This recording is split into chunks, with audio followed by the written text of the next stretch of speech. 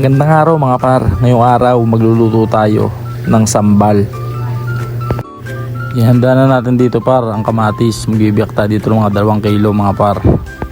Sigundahan natin dito mga par na pagbibiyak ng sibuyas. Kailangan natin dito mga par kahit mga 1/4 lang.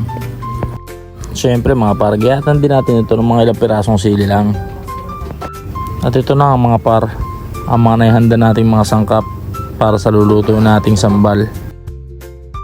Bumili pala tayo dito mga par ng 3 balot na dilis. Umpisahan na natin magprito mga par. Halu-haluin lang natin yan nang hindi siya masunog par. Tara na, hanguin na natin yan par, okay na yan.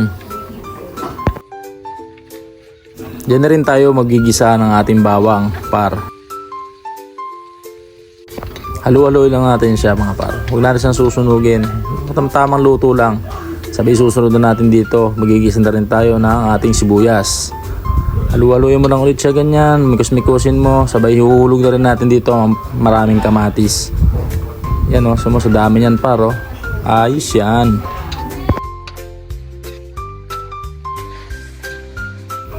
Pag ganyan na mga parang sabaw niya, halu-haluin mo lang siya. Dinhulugan mo ngayon siya ng mamasitas, oyster sauce. Kahit isang maliit na pack lang mga par. Then halu-haluin mo lang siya. Sunod mo naman ngayon mga parang sili. Tsaka konting sibuyas.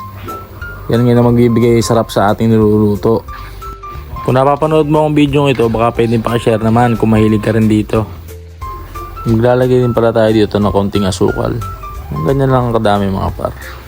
Pambalanse lang yan sa alat at anghang ng ating sambal. Ihuhulog na natin mga par ang ating piniritong dilis. Ganyan ang kadami ng dilis na nating nilagay. Hindi sobrang dami. Hindi rin naman sobrang unti. O sa tamtaman lang. Halu-haluin lang natin yung mga par. At pakicomment rin pala sa baba mga par kung anong tawag sa inyo sa lutong ito sa inyong probinsya. At luto na ang ating sambal mga par. Kaya mga par, tara, kain tayo.